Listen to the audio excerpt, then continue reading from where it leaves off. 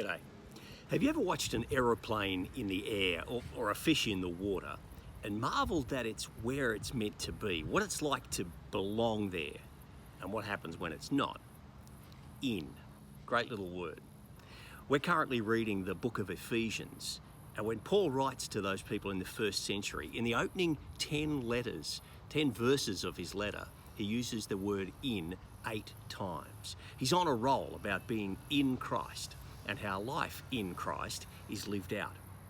We're chosen in God's purpose to be in God's family, living in every spiritual blessing in accordance with God's will and for God's glory. There's the wow factor. It's like an aeroplane in flight. When it's in the air, it achieves everything its designer and manufacturer intended. It goes where the pilot directs, and the people on board and maybe the people watching are amazed. To watching what things do when they're doing what they're meant to do. Defy gravity and fly. Of course, the opposite is true too. When it's sitting on the ground, perhaps in a hangar, it's not where it should be.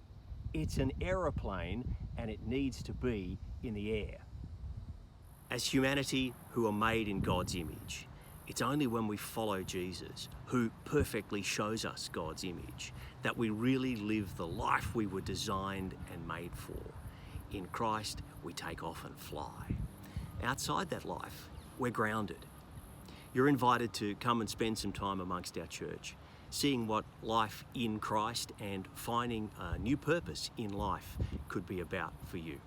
You'd be more than welcome, 5 o'clock Sunday afternoons at Unity College in Caloundra West, and we always have dinner together. I hope to see you then.